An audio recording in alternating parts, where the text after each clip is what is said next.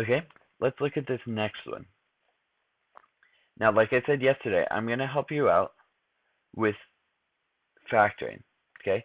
But I expect you to be able to do everything else with the multiplying stuff together.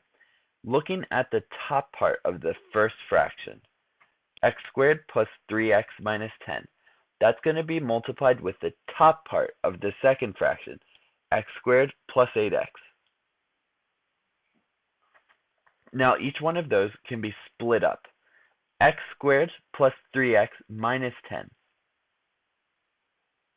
We could split that up into x plus 5,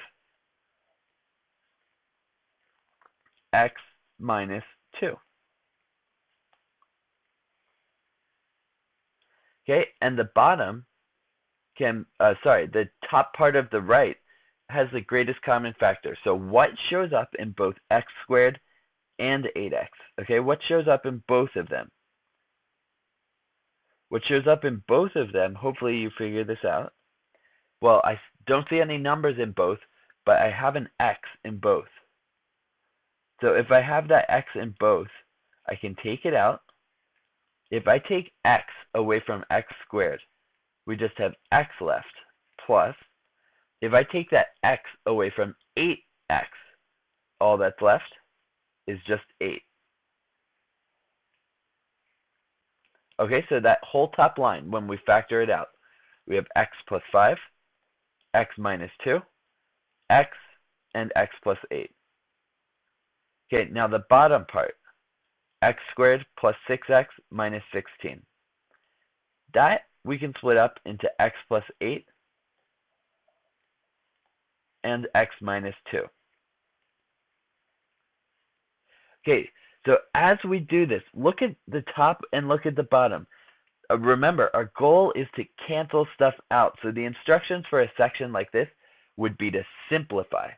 Simplify means make sure you can't do anything else. You can't add, you can't subtract, you can't multiply, you can't divide, can't take square roots, can't square anything. Also, everything that's common on the top gets crossed out with everything that's common on the bottom. Okay, so that's our goal. Okay, this last part, 3x plus 15. We could factor that into 3. Okay, 3x. Take away the 3, you just have an x left. Plus 15. Take away the, if you have that 15, and we're taking away the common factor of 3, 15 divided by 3. 15 divided by 3 is just 5. So x plus 15 just turned into x plus 5.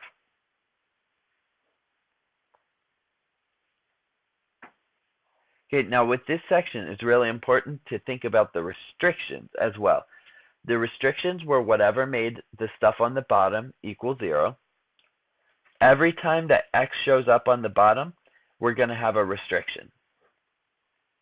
Okay, so I have a restriction right here, and right here. Okay, now the good thing is every time you have a restriction, it should be pretty easy if it's just 1x. Okay, if it's just 1x, that means your restriction is going to be the opposite of the number in parentheses with x. Okay, so this is when we said inside opposite.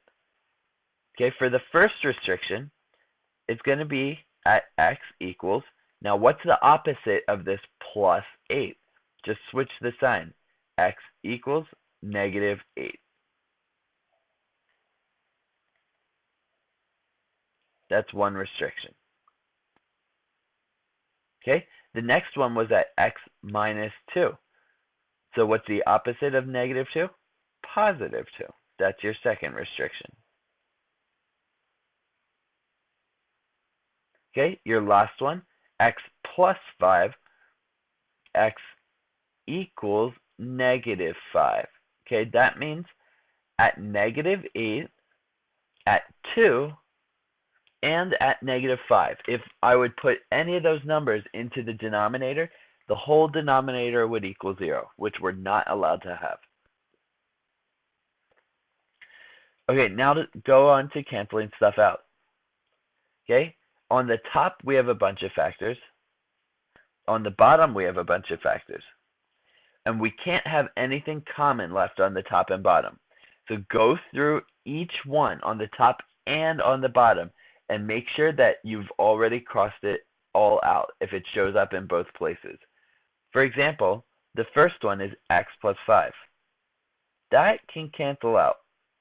There's another x plus 5 on the bottom. Okay, x minus 2. You should see that one right there. X minus 2 is also on the bottom. Now this x doesn't have a partner on the bottom, so that's going to stay until the end. But x plus 8 cancels out with x plus 8.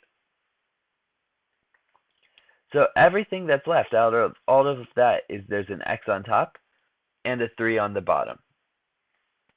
Okay, there's an x on top, there's a 3 on the bottom. So my final answer is going to be x over 3.